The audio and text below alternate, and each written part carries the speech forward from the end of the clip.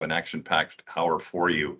My name is Jim Hall, and I serve as the Chief Philanthropy Officer with the Kadlec Foundation, and it's a role I've been in just over a year, but I'm completing my 27th year as being part of the Kadlec team. And during the next hour, we hope to cover a lot of ground with you on some featuring various Kadlec leaders, clinical experts, frontline Kadlec caregivers, and a recent Kadlec Foundation scholarship recipient whose unique story I think will be a source of pride for all of us. And before we begin, I want to say a thank you to all of you for your ongoing support of Kadlec and the Kadlec Foundation. This includes our corporate partners who help make this event possible.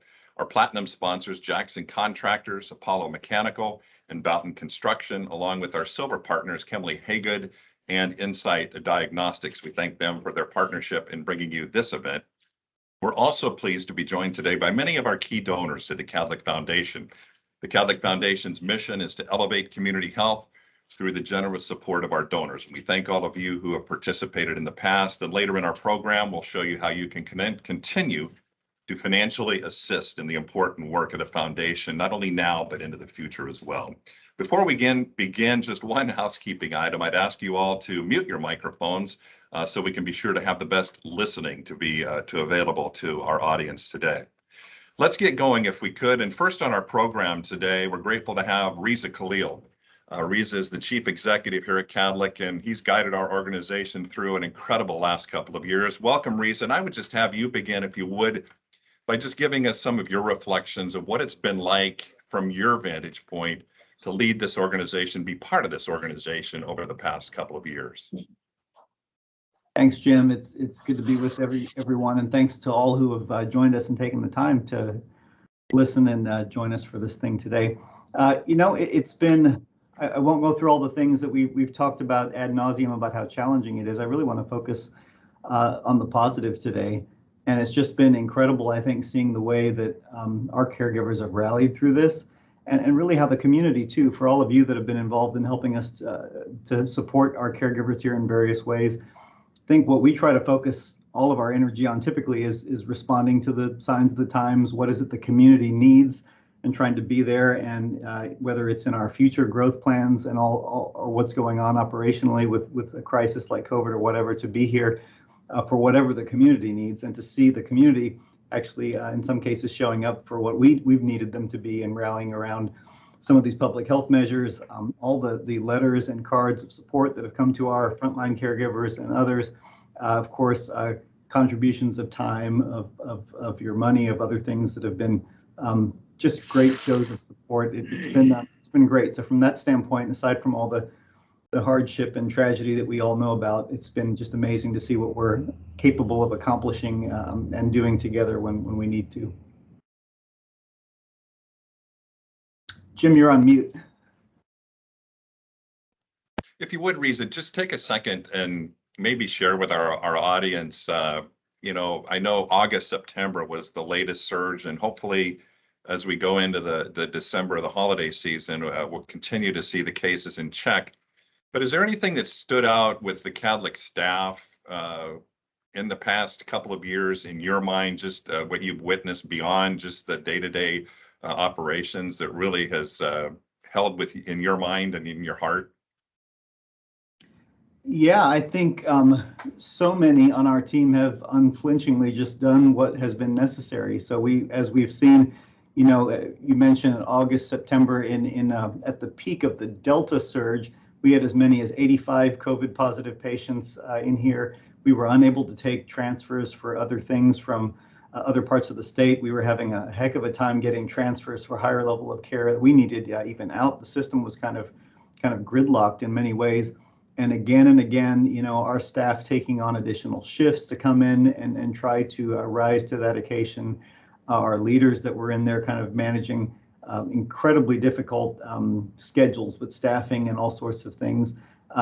And actually, if you look at how we've done with a lot of the things that we track internally in terms of our quality and in terms of other things, we've actually continued to improve in some of those areas despite some of this challenge. And that's all about people. That's all about the people that show up here constantly. And so that's probably been the biggest reflection. Right now, just for some context, we're back down. We have not seen a post-Thanksgiving surge. We're seeing anywhere in the low teens typically of a COVID census in the last few weeks.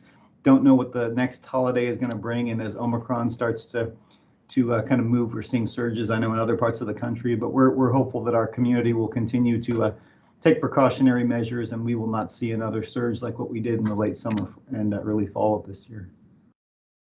I guess as we come to the end of 2021, and I know it's been a challenge for the leadership team at Kadlec to try and not only deal with the day-to-day COVID situation, but also what life post-COVID is going to look like. If you would maybe share a little bit about what our audience members can expect from Kadlec in the coming days, weeks, and months, and some of the initiatives that are on your horizon that are important to our community.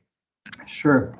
I'll talk about 4 strategic priorities that are what we use to stay focused around here, and they've been the same 4 that most of our tactics fall under over this last couple of years, and they will be going into next year. The tactics may change, but these 4 strategic priorities will stay the same. One thing I'll say as context going into that, anything and everything that the community and society is dealing with at any given time, we can just assume at some level that we are dealing with the same things as an organization, and also just as a healthcare organization, some uniqueness is there. So as I go through these 4 strategic priorities, I'll try to touch on some of those things. The first and most important, I believe, of these that we refer to as our keystone strategy is really continuing to develop our workforce. And we've used a few specific adjectives routinely since 2019 to describe that. We're looking to develop a resilient, diverse, inclusive, innovative, and maybe most importantly, empathic workforce going forward. We were challenged with workforce shortages prior to the pandemic, and as you all know right now, with what people are calling the Great Resignation, or there's, I've heard all sorts of different names. It's more of a great reset. I think people are looking to move to things that are more supportive of the lifestyle that they want. They're looking to move to companies whose values are more aligned with what they believe and hold dear. And I think we can be, as much as there is a shortage in healthcare, a place that people see as a destination to come to. So as we continue to work on that keystone strategy, a big part is trying to bring back to folks the idea that healthcare is not a place where you come to have a kind of a bad experience and be a victim, the way I hear in some places talking about what we've gone through and been through. It's a privilege to get to work here in healthcare, and the vast majority of our caregivers who are very intrinsically motivated to do what they do, they know that, and that's why the majority of them are still here. We've had high turnover like the rest of healthcare, but lower than the national norm, lower than across the larger Providence organization, and we plan to continue to foster some of those things. So that's number one. The second area that we've really focused on the last few years, and probably longer than that, has been really trying to improve the value proposition for our community. So that's, how do we continue to create a more affordable healthcare experience as things keep going up? And this is going to be harder than ever for us with the pressures around inflation. We are an incredibly labor and capital intensive industry. And so as we look at what we expect will be continued inflationary pressures with our labor expenses, trying to recruit and retain talent, and then with the big capital projects that we have ahead of us, and I know Jim, others, and you may be talking about potentially some of these things that may come for the next year. These capital projects that have been put off a couple of years now due to COVID are going to cost quite a bit more than we were looking at prior to the pandemic. And now with inflation, supply chain shortages, and all of these things, it just makes it more incumbent on us to prioritize and find the things we want to invest our time and capital into, so that we're, again, responding to what the community needs and the signs of the times there. So that's going to be huge. A third strategic priority, which ties to the second very much, is trying to right size the capacity that we're creating and building out here. So whether that's strategic discussions we're having about needing to expand our emergency departments, whether that's looking at locations and access points for primary care, urgent care, other things like this, or whether that's looking at within the inpatient hospital what we need to do to make sure we're continuing to adjust to the needs going forward. Trying to invest in things that will both improve the quality and the access for folks in the community while simultaneously reducing the cost that everybody knows is already too high in healthcare is going to be a focus. So that means focusing not on just capacity and needs of today, but if we're making long-term investments in capital, how do those apply to, and how are those appropriate for needs we see 5, 6, 7, 8, 10 years down the road. So there's a lot of work going on along those lines right now.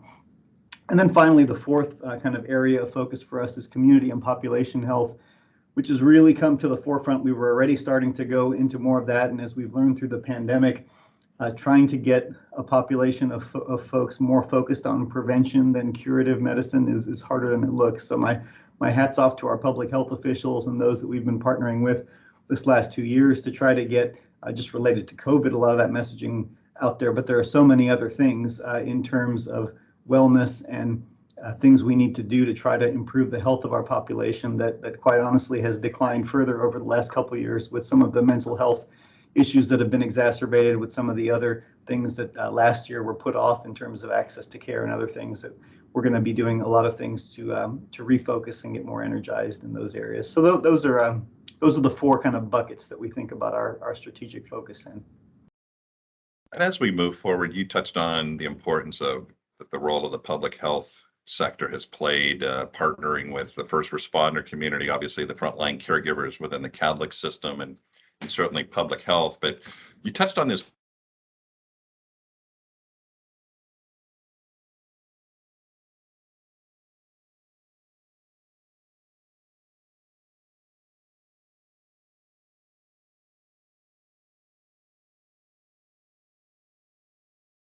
and other large organizations and the American Hospital Association and folks like this are really focused on pipeline and how do we look at opening up more slots in training programs, doing all those kinds of things. And locally, we've been able to be a big part of that through our partnerships with schools, through acting as a teaching facility for many programs, through those and others who come in and rotate through here. And I think anything we can do to try to encourage more of that. We've done some things recently with WSU in some of those areas, looking at modifying a program we've had to support DNP candidates into something a little broader going forward. And I know the foundation has worked a lot very closely on that project, Jim.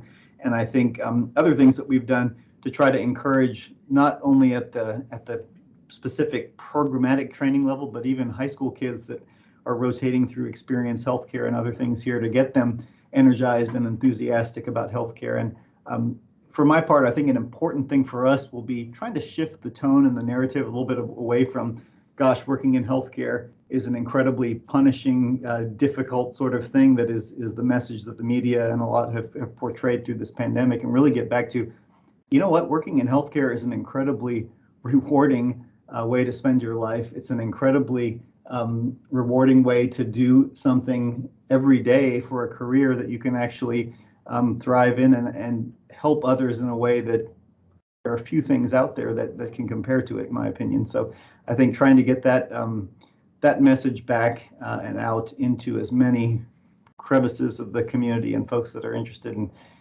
maybe making a change. I think there are people coming into the workforce or coming out of the workforce in other industries that maybe isn't providing them with that sense of calling or that sense of purpose. And healthcare may be just the thing for those people to really come in and engage in a wholehearted way. So that's what I'm hoping, and what we're going to be spending a lot of work trying to move. Risa, thanks for taking the time to be with us today. We're going to move along. We have a lot of other ground to cover. And next up on our list of presenters is Kirk Harper. He serves as the Chief Nursing Officer, the Chief Operating Officer at Kadlec Regional Medical Center, and he's been one busy man over the last couple of years. Kirk, the floor is yours. Well, thank you, Jim, and thank you, everyone. Yes, I want to take a couple minutes just to share some information with all of you. But again, just want to thank each and every one of you for what you do to help and serve also in your capacity with donors and on the foundation board. So just want to say thank you for all of your contribution. Again, not only time, but monetarily. So again, I want to share some information here. I'm going to do this more as a graphic for a few minutes, just to help paint a picture. And I'm going to add a little bit of context to each one, just to paint a picture and then see if that helps kind of get a sense of what some of the experiences here. The main one here on the number, the biggest thing I want people to focus on is just that 3,642 patients that we have served who have come in and been admitted in the walls here at the main campus, and we have treated and cared for. And another one I'd probably people's eyes go to is the number of patients who have passed away, and you see the percentage. I will show a couple different graphs here, not the same slide, but looking at the dates, it goes all the way back from March 2020 up to recent here in December 13th. And given this number, what I want to do is help share a little bit of different information and context in what this looks like. Now, these patients here, this number here is, it's a smaller number, 3,180 are those who did not go to ICU. And you can see the difference here on the number of patients who have passed away. But again, a large volume of patients who have been able to serve, treat, and have leave the hospital, healthier with their disease process. But here's another one with the number of gone to ICU. And when you look at the number, unfortunately, who have passed away, even though it says 41%, we have had some months where it's been much higher and some months where it's been much lower. As an example, right now we're sitting about one patient who's COVID positive in the ICU in relation to when we've had the ICU had a lot more patients. So it definitely changed the impact there. And what I'm trying to share with this and trying to communicate to everybody is that it's been different impact for different departments based on their experience through the pandemic, which also comes in different waves of how we've seen the numbers. And Riza mentioned how high we were at our most recent peak, but you can see each peak was definitely significant.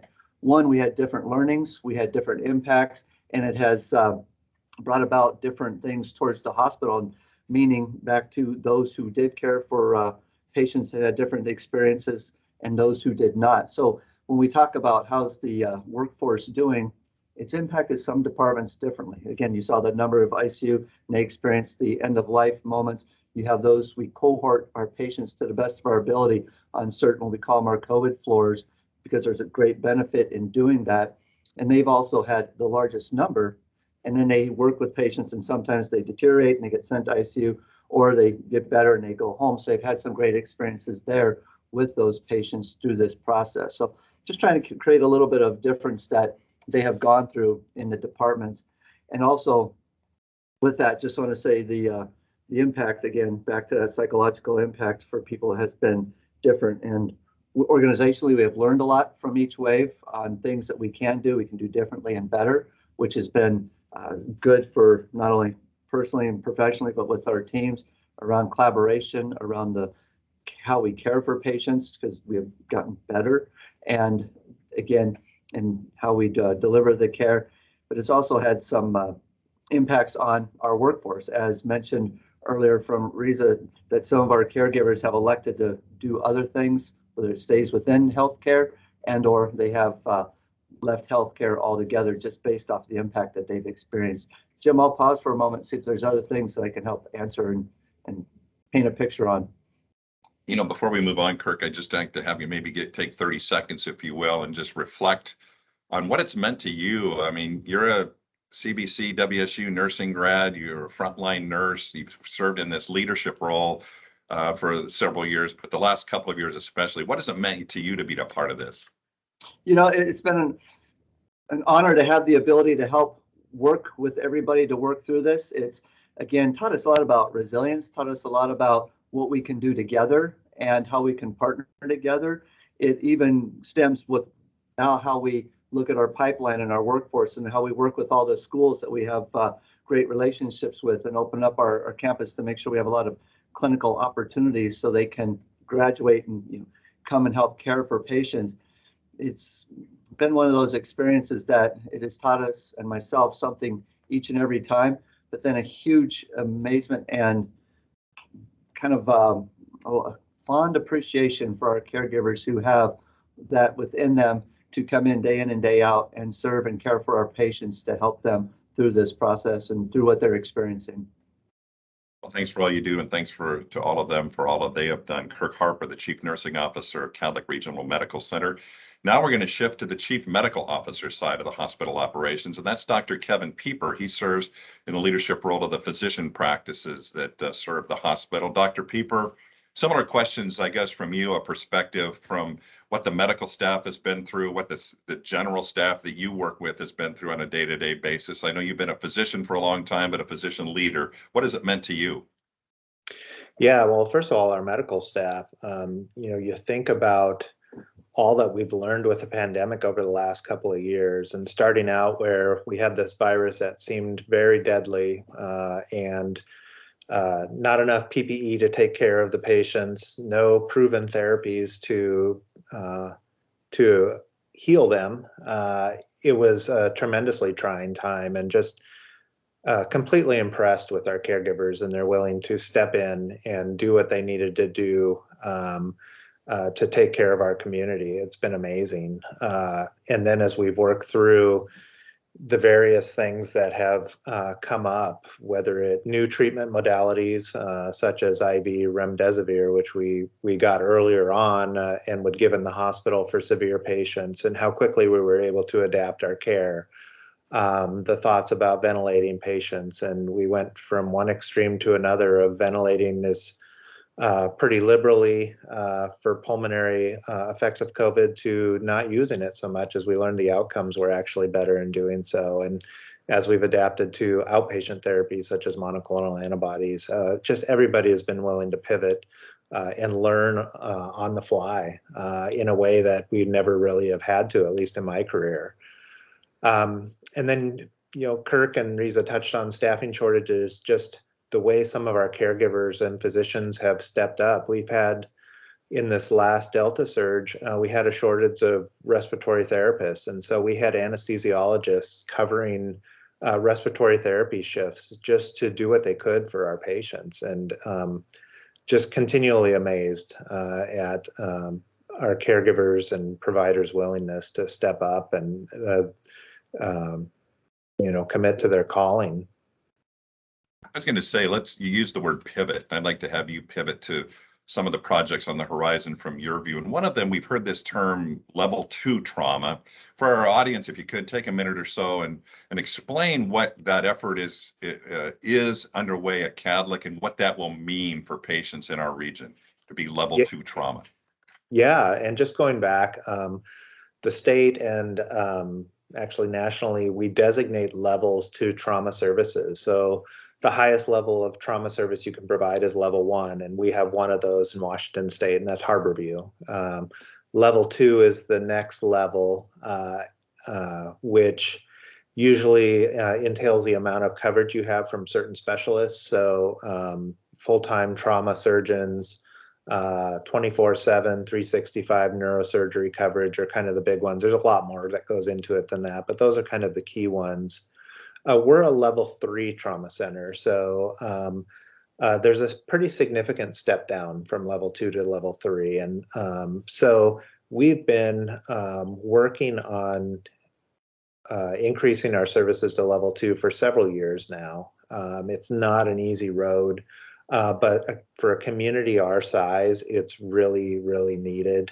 We live in what's called a trauma desert. So the closest level 2 trauma center to us is actually Spokane. And sort of general consensus is you should be within, I believe it's an hour of a level 2 trauma center is ideal, because time matters as far as survivorship and outcomes from trauma. And we currently, I say we function as a super level 3 because we've been building to level 2. So we have full-time trauma surgeons.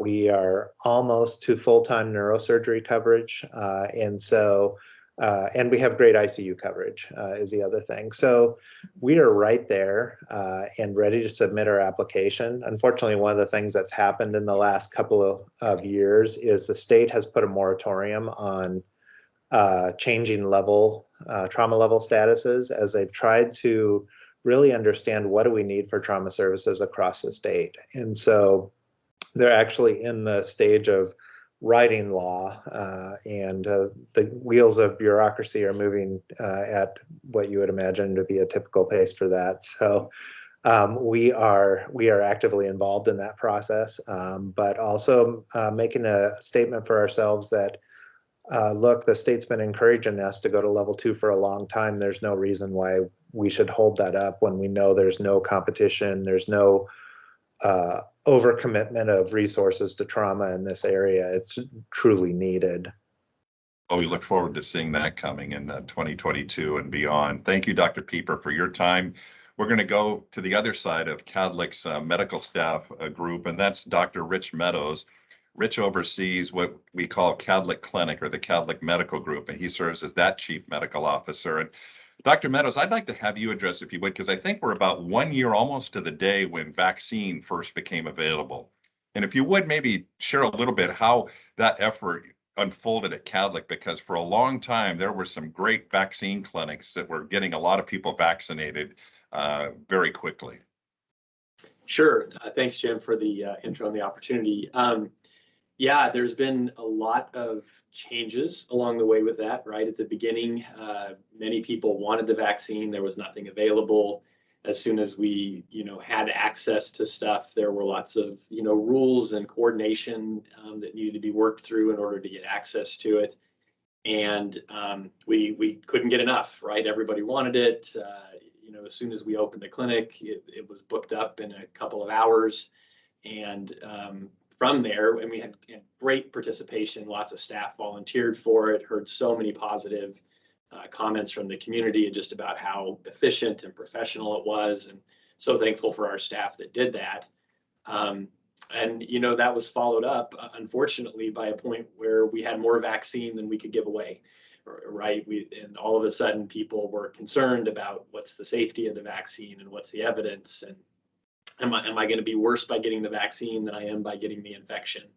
And so we've seen kind of those highs and lows and differences of thoughts around that. But through it all, each time the recommendations have changed, and if we need booster doses or whatever it may be, we've always had the staff step up. People have volunteered, had the same sort of professional environment that you come in and get your vaccine, and really good experience for patients.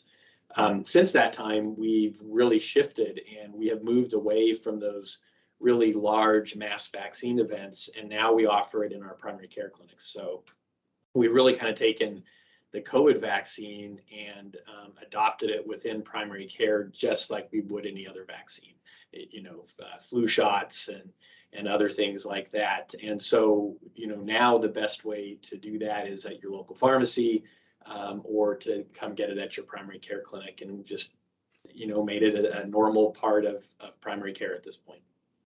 As we move into 2022, from your view, obviously we're in a growing community. From a medical staff side, we're making progress in bringing new physicians, but is that a continual evolving priority at Kadlec? Yes, it is. And I'd say that overall we're working from a deficit. It sort of feels like climbing up a mountain in terms of trying to get enough medical providers in our community to provide the care that's needed. Many people may know we do physician need assessments every few years, which really goes out and assesses in the community based on how many patients we have and characteristics, how many people do we need in each specialty, including primary care. And I'm sure not surprisingly to anybody on this call who've been members of the community for a while, we have a pretty large gap overall in our community in terms of the number of providers who are here and the number of providers we really need to adequately care for all of the people who live here. Certainly within the primary care space, I mean, we are several dozen providers short in the Tri-Cities, and recruitment is difficult. There's a national shortage, so you're always competing, to try to get people in. And so it's a constant job, and we're working to build those up. And we sign dozens of providers each year, and always feels like we're still running behind.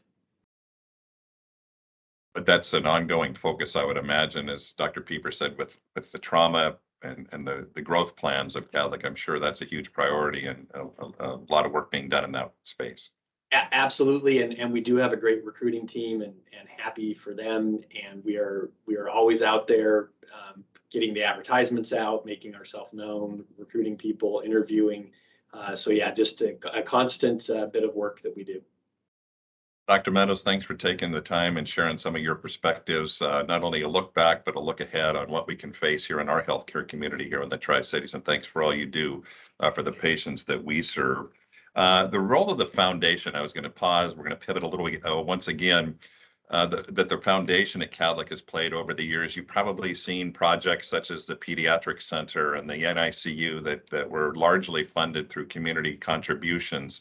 There's also been scholarship recipients. We'll have more on that later in our program. But one of the really shining examples that the role the foundation has played is in a relatively new program at Kadlec, and we call it our Canine Security Team. And the foundation funded the startup and the evolution of the Canine Security Program here at Kadlec. And we're happy to have with us Phil Reams and his partner, Colonel. And they're the Canine Security Officers here at Kadlec. And Phil, I think you have Colonel with you, if I'm not mistaken. Yep, he's right here. Awesome, awesome. If you would, just maybe a little bit of quick background, if you would, on the role that Colonel and you play in helping keep patients and staff and caregivers safe at the hospital. Yeah, so our primary role is exactly what you said, safety and security of the patients and staff. We just kind of roam the halls and check in on each floor a couple times a day, and basically spend a lot of time just talking to the staff and making our presence known, letting everybody see Colonel. I know you're careful not to have him pet him, because he certainly does play a key role in this, and is the fact that that Colonel, you went through a fair amount of training, a ton of training, obviously, to not only interact with patients, but play the right role at the right time. Yeah. So it was about 2 years, a little over 2 years ago. I went down to Alabama, and that's where I met Colonel. We bought him from Alabama Canine. He came from Europe. He got down there about 2 weeks before I did, and they did a little bit of work with him. And then I came and I started working with him, and we went through 8 weeks of training together, getting to know each other and getting to learn each other's moves. And then we came here, and it's been a great experience since. And he lives with you, right?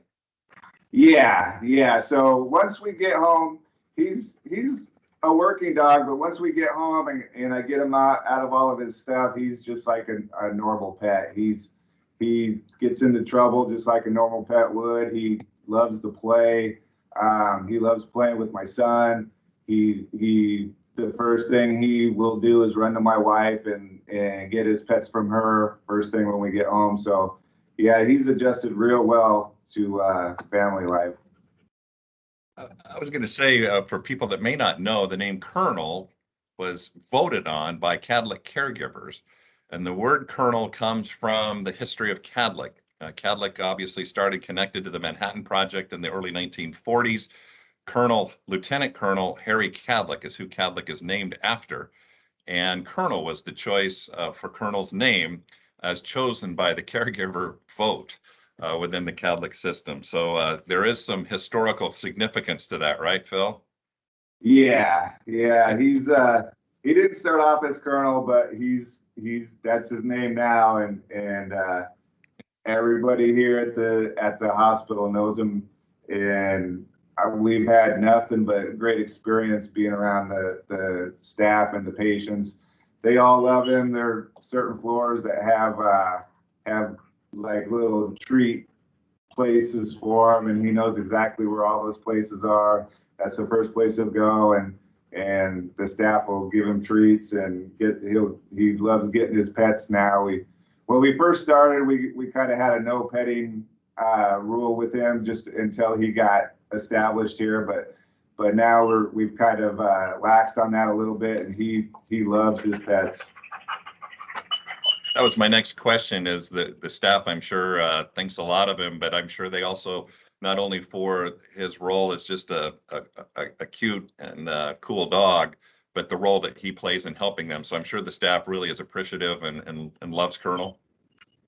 Yeah, they're amazed at whenever we do have an issue with a patient or a visitor, and we show up, Colonel will lock on to whoever's being the loudest, which is usually the patient, and he'll just kind of stare at him, and that patient will obviously be aware that he's staring at them, and it usually will get them calmed down at least enough to get a rapport going and start talking. So Colonel has a pretty distinct language, just with his eyes, I take it.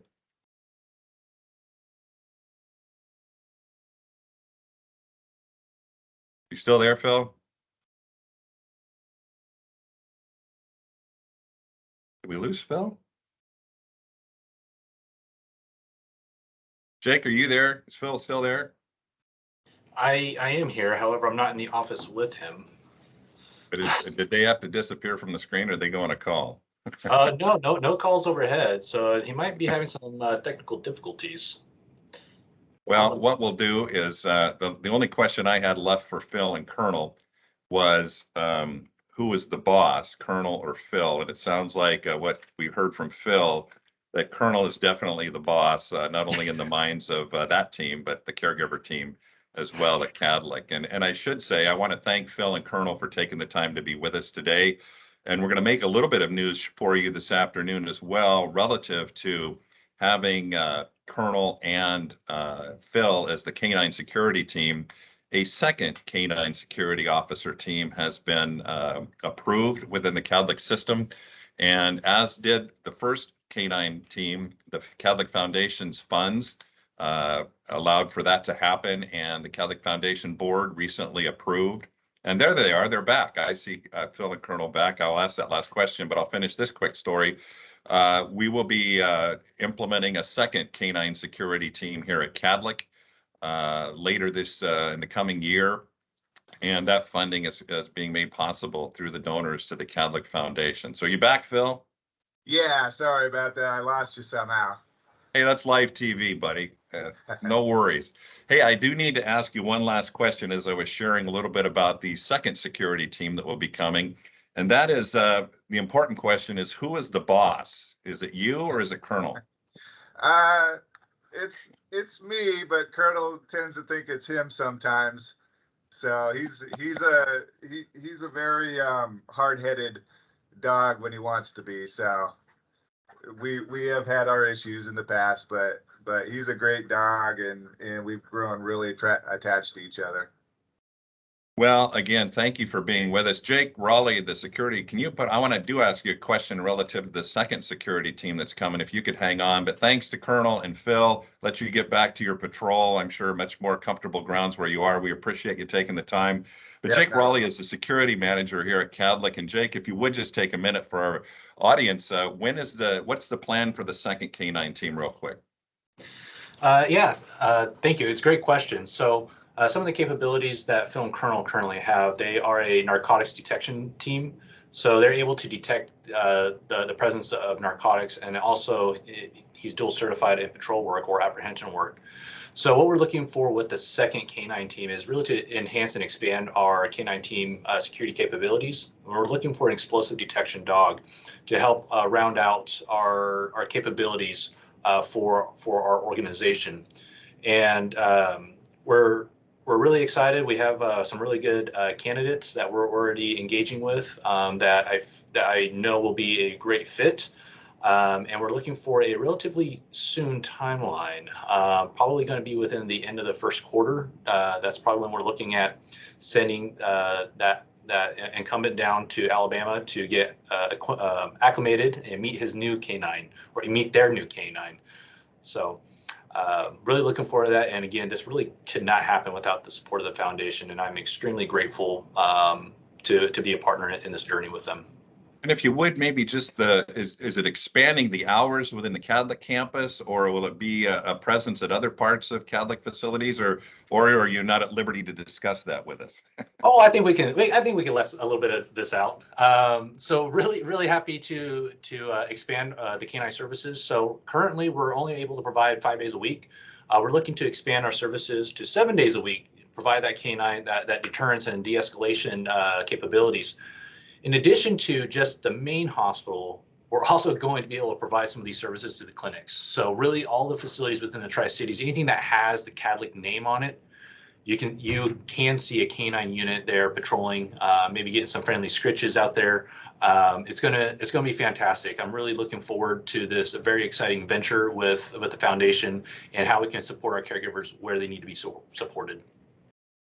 Well, thanks so much, Jake. Thanks again to Phil and Colonel. We look forward to, I think you call it Kilo 2, roaming the grounds at the Kadlec campus. That it was Jake touched on was made possible through foundation dollars. And another key role that the foundation plays and the donors that support the foundation is in the area of scholarships. And I think Reza touched on it, Dr. Meadows touched on it, Kirk and Kevin Pieper touched on it as well, is the importance of really not only building on our current workforce, but adding to it and making sure that all of us, as we grow older and our community continues to grow, that there is a pipeline of healthcare workers here in the Tri-Cities for years to come. And so I know the foundation is really proud of the role it plays in providing scholarships through WSU and Columbia Basin College.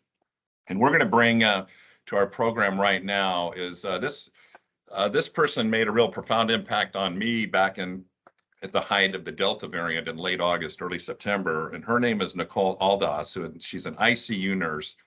And we put Nicole on the spot one day and took a camera up into the ICU and just had her talk a little bit about what it was currently like. And it was so powerful to me because not only, the seriousness, but she also displayed the compassion and professionalism that the team saw. And Nicole has graciously joined us here. And first of all, before we get into kind of a COVID experience, share a little bit about your background because you were a beneficiary of scholarship funding through the foundation, but also tell about how you got started within Kadlec.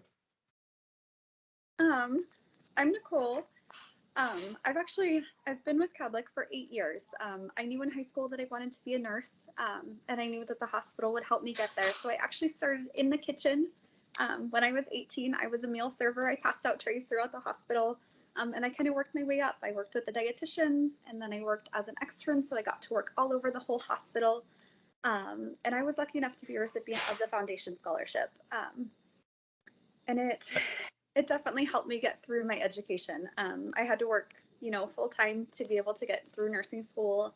And without the scholarships, I'm not sure we would have made it through. So, If you could take us back to late August, early September, and Kirk showed some of the graphs of these surges that we have seen throughout the pandemic. But I know just from your view, what was it like, if you could, just some perspective from a frontline ICU nurse of what you faced over the last couple of years? it was definitely a tough time for our unit. It required a lot of flexibility. We were learning new things, changing therapies all the time. Our docs were so on top of it. But it was tough on our staff. We faced a lot of loss. Like Kirk's number said, 41% of our patients we lost. But so much of that came in surges. It came in waves. We would see, a new wave of COVID patients come in. And it seemed as each wave came, they were younger patients and they were sicker patients. And we had a lot of loss, a lot of tough times. That day that I interviewed with Jim, I actually lost both of my patients that shift. So we had waves where it was just really tough on us. And then we have waves like right now, which are great. We have one active COVID patient and one de-isolated COVID patient on the unit. And it's really nice. It kind of brings the joy back to nursing when you get to care for patients and watch them get better. And it's really fun to have, regular ICU patients who have problems that we can help. And it's been kind of refreshing to have a break from COVID. And if you would, about the COVID, and obviously, and I think we touched on it even back then, was, with the impact that the Delta was having on the population. And but I remember you telling me you also had a lot of wins with some really sick people dealing with COVID, right? Yes, yeah. So at first, when COVID came, we didn't have a lot of options. We didn't have the medications that we have now. And we knew a lot less about how to treat it. But now it's more and more common that we're able to extubate these patients to get them better. We keep patients off the ventilator for as long as we can. And when they do go on, we have a lot more hope now. We get to give a lot more good news to families. We get to send a lot more people home, which is really exciting. And a lot more people are staying out of the ICU. We hate to see people in the hospital, even though, this is kind of our bread and butter, but it's good to see our numbers low. It's good to see these patients getting better and going home. you know, sometimes we hear up from the 7th and the 8th floors that they just sent home a patient that we had had for so long. We had a patient recently who was with us for over 2 months that got to go home. So that was very exciting for our team. You could take 30 seconds before we let you go. And again, thanks for being with us today. Is just reflect on the camaraderie of not only just the ICU staff, but all of the caregivers you interact with who have been part of this team over this period. Oh, certainly. I feel like that's been the biggest blessing of all of this is, you know, it's been a tough time, but everybody's really came together. I feel like it's built intimate relationships between our providers and our nursing staff. You know, we all really had to work as a team, and each piece played its part. You know, we need everybody working together. Without housekeeping, we couldn't have been safe. You know, they played such a vital role in keeping us from preventing infection. You know, nutrition is so important to these patients. We can't heal them. We can't get them off the ventilator unless we have, you know, things to feed them, ways to heal them. Our therapy departments have really stepped up. I feel like people have been flexible in so many ways. We didn't used to deliver high flow oxygen outside of the ICU, and then the 9th floor gained it, and then the 8th and the 7th floor gained it. And they've just stepped up relentlessly. Every challenge that they faced, they've just been able to provide bigger and better care because that's what the patients needed, and nobody stopped because things were difficult. Everybody stepped up to the plate and delivered more, and it amazes me. I've been so proud of our community, so proud of our hospital, and the way that we've stepped up throughout this. Well, Nicole, thanks so much for sharing your perspective with us. And another role that Nicole plays is as a mentor to some of the new people that are going to be coming to work alongside her in the coming years. And it's a nice segue, and we didn't actually plan this until we realized the connection a little bit later. But we're fortunate to have with us a brand new graduate from the WSU Nursing School, a recipient of Kadlec Foundation scholarship funding to help her secure her nursing degree. And she also just concluded a 5-week preceptorship under Nicole's leadership up in the ICU. And so we're happy to welcome with us today, Michaela Thepongza. And Michaela is deaf, and she has overcome so much and is so persistent and wanting to pursue a career in nursing. And hello, Michaela, thanks for being with us today. And what kind of teacher was Nicole? Hi, I'm Michaela. Nicole was amazing. She was very smart, like very knowledgeable. I think it really stood out to me because I think for any nursing student, the ICU can be overwhelming, but I liked it the first day. I really enjoyed it. She taught me so much. And not only that, but the entire team, they were so collaborative and just very, very welcoming. And I think a lot of it was just because of Nicole. She was very adaptive. So like I remember throughout the 5 weeks, you know, so I have a cochlear implant, and you know, in order to know where the sound is, I have to make connection. So I would hear like all these different alarms. I would be like, okay, well, what is this alarm? And Nicole would be like, oh, that's the bed alarm. Or you know, that's the call light. This is the ventilator alarm, the IV pump. And she was just so quick to, you know, to like teach me all of these little things that I feel like most people already knew, but I did it because I didn't have that advantage.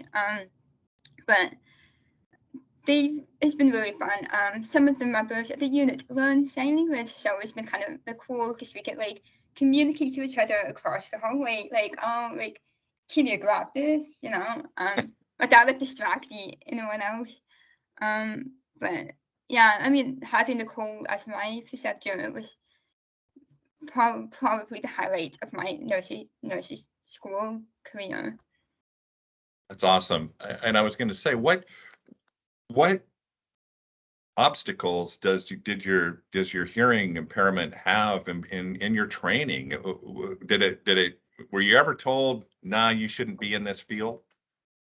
So I haven't had anyone in the ICU tell me that directly, but I've had people that were like retired nurses or maybe in the structure that, you know, had not seen me work at that point, or maybe just different strangers. But the ICU team, it was it was really interesting because I would think, them out of anyone would be like, when ask me all these questions, like, how can you do this? How can you do this? But they were never, they didn't ask questions, but they were never, I don't know the word for it, not maybe like patronizing about it. Like They embraced you. Yeah, they asked questions because they wanted to learn. They wanted to know how to help me. So like some of the accommodations we had was like the hospital has a clear face mask. So a lot of the Nicole and some of the team, they would just grab a few and put them on when we were communicating. I do have a special stethoscope. It's digital, it's amplified, and it connects directly to my cochlear implant. So it was really nice because I don't have any extra sound. I'm always hearing it was like on the patient. It also connects to my phone, so it has a visual component to it. So I see an EKG lead and a sound wave at the same time. So I have this visual component, and I have this like audio component to it. So I'm able to like see what I'm hearing, at the same time. So I think it's pretty cool. So that's probably one of the biggest accommodations, but I think the face mask mandate was probably my biggest obstacle. But most of the patients, especially in the ICU, are COVID testing, so they're not required to wear a face mask. So it hasn't really been a problem. Why ICU? Why did you want to be an ICU nurse?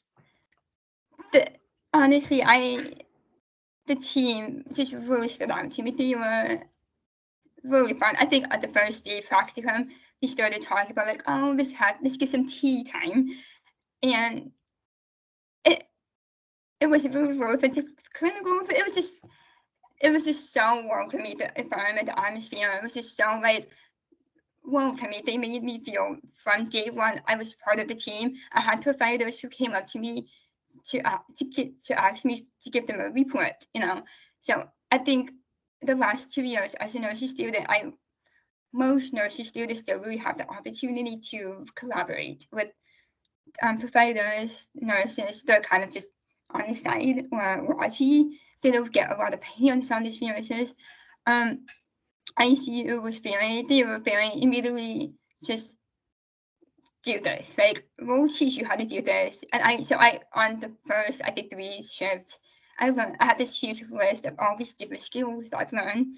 I really like to learn, and I think just be with this team and having this fast-paced environment I really enjoy. It's just a really good place to sharpen my skills and learn more.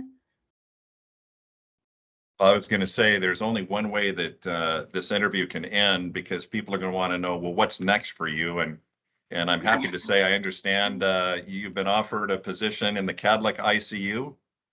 Yeah, I have. I'm really excited. I was really nervous about this because I loved working on the ICU unit so much. I remember telling Nicole, like, I don't know what I'm gonna do if I don't get accepted. Like, I want to be here so bad. But I didn't get offered the position on my last day practicum, so it's just been, yeah, it was a relief. Like, I'm just really happy to know that I'll get to work with them. And I know I'll be in good hands, and they're very collaborative. So I know our patients will be in even better hands. Well, I just want to, on behalf of everybody on this broadcast today and all the Kadlec caregivers and people throughout the community, it's a great story. And we're thankful that you're going to be part of the Kadlec team. And we're very appreciative that you took the time to be with us and share your incredibly inspirational story. Michaela, thank you so much. Good to see you. Thank you. So you give a little sign language Merry Christmas message? I think this is Merry Christmas.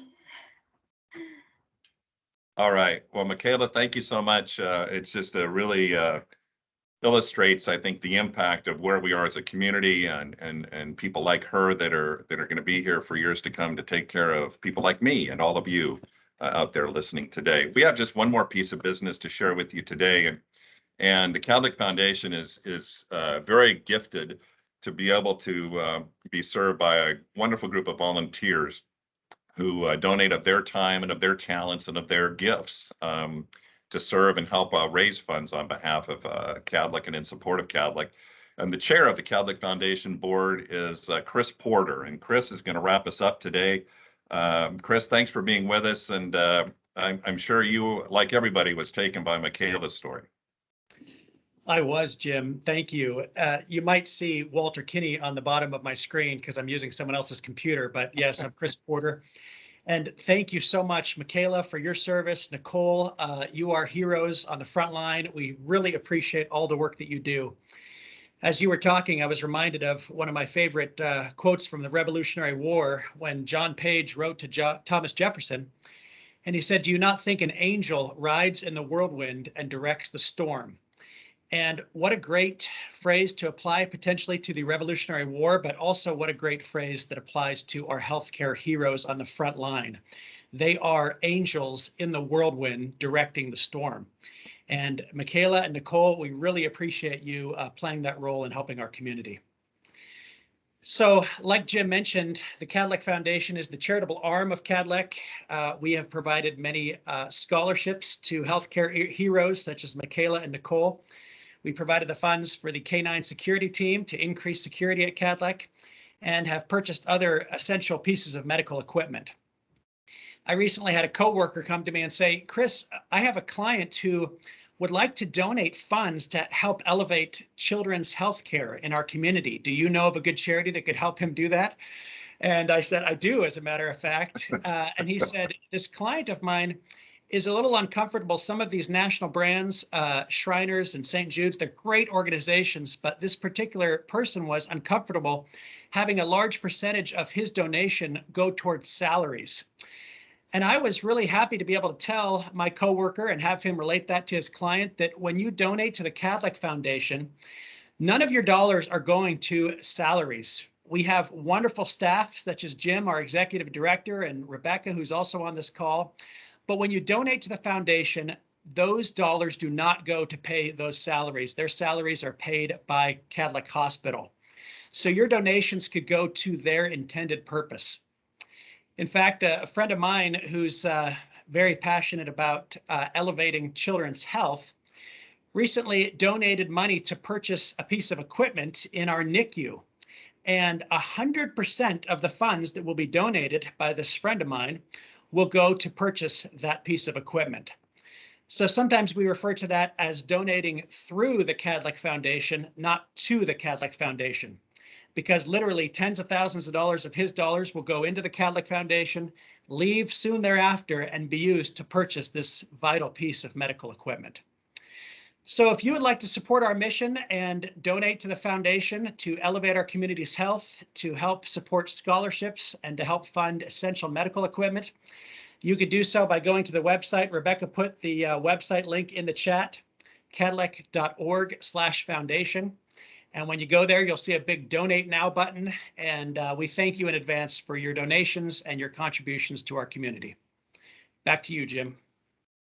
Chris, thank you, and all of the members of the foundation board for their service to not only the foundation itself, but to the larger Kadlec organization.